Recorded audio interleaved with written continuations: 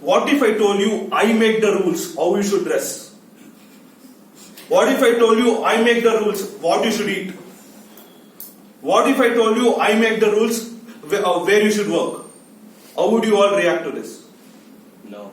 Not followed. Sure. I follow the I'm pretty sure most of you will come slap me. Some of you may just ignore my words, and some of you may say some wise quotes like "Ma like Ma rules." Good morning, Madam Toastmasters, fellow Toastmasters, and guests.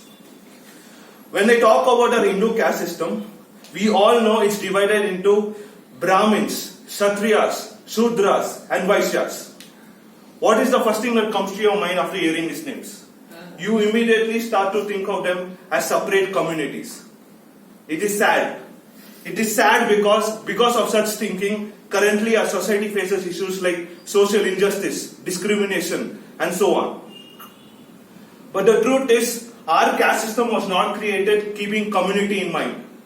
It was created based on the concept of gunas.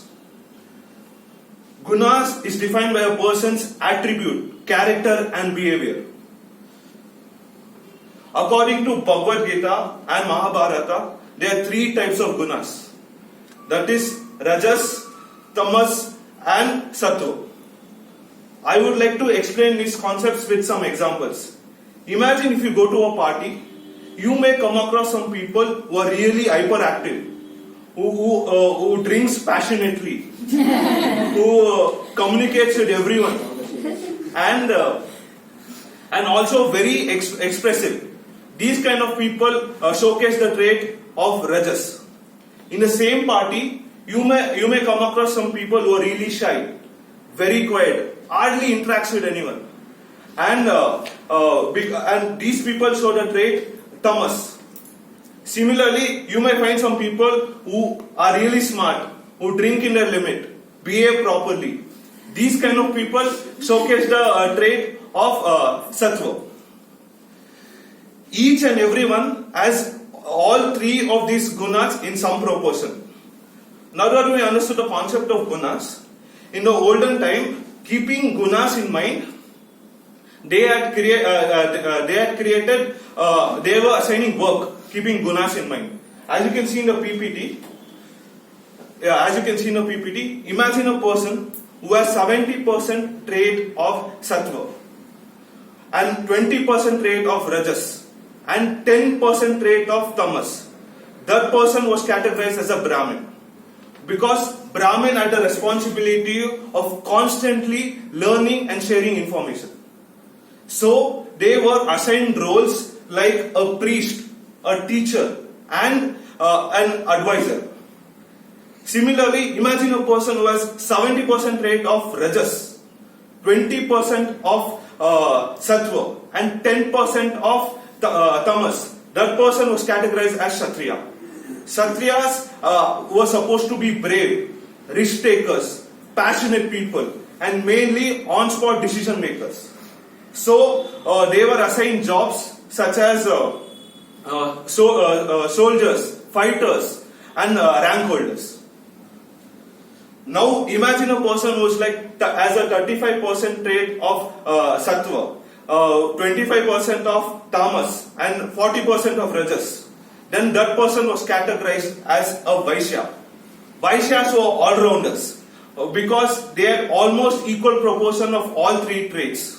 So they were usually given a profession of something related to business, like a merchant, a trader, or a farmer, moneylender, and so on. Finally, imagine a person who has 70% trait of Tamas, 20% of Rajas, and 10% of Sattva. Then the person was called as Shudras. Shudras were the most lazy and inactive people. They had to be reminded of what work they have to do multiple times. In short, they had to be micromanaged. Hence, they were given jobs like servants, daily wages, and so on. So, this comes to the end of the origin story of our Hindu caste system. After hearing all of this, one thing that I'm particularly sure was work was being assigned based on the mental stability of a person. which can change at any time. It can change daily, monthly, yearly, or based on the situation the person is. So, imagine a scenario where a person has to give a speech in a Toastmaster stage. The initial days of the speech, where I have to start writing my script, you can call me a Shudra, because I am the most laziest and the inactive person before I write my script. But while I am writing my script, you can call me a Vaishya, because I am passionate, lazy and smart as well when I am writing my script.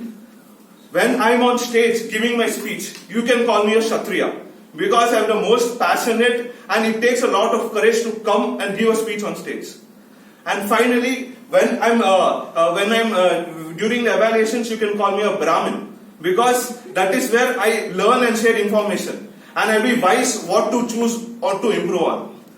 So at the end of the day, if you ask me what is my caste, I would say it's a combination of all four: Brahmin, Kshatriya, Vaishya and Shudras, which just makes me a human. Thank you.